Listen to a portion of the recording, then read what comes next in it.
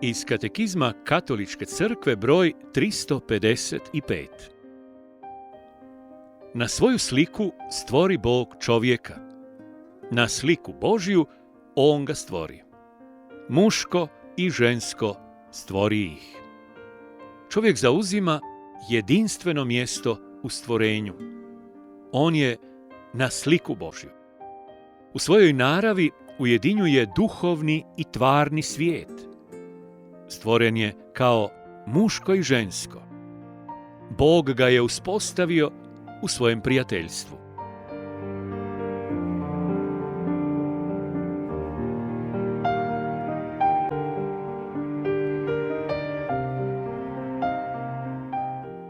Čovjek.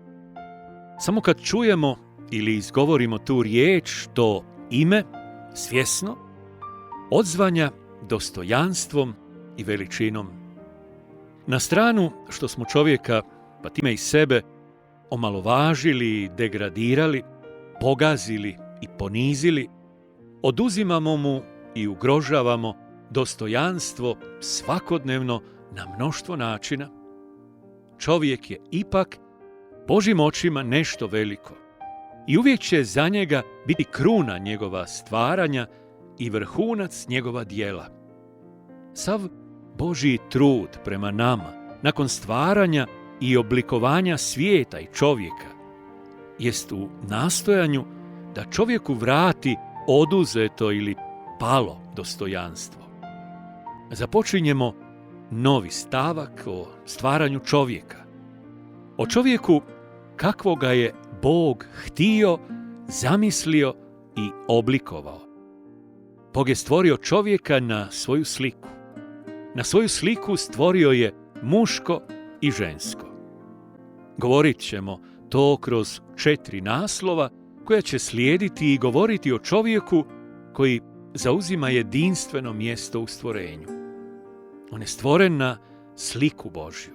Čovjeku u svojoj naravi ujedinjuje duhovni i materijalni svijet. Čovjek je stvoren u različitosti kao muško i žensko. I na koncu Bog ga je uspostavio u svojem prijateljstvu. Sve to čovjeka čini jedinstvenim u čitavom redu stvaranja. Čovjekova veličina se ne odražava u oholosti, nego u dostojanstvu i odgovornost svega što nam je Bog darovao i u nas usadio. Što više budemo bliži toj Božjoj ideji čovjeka, to ćemo više ostvariti svoj smisao postojanja.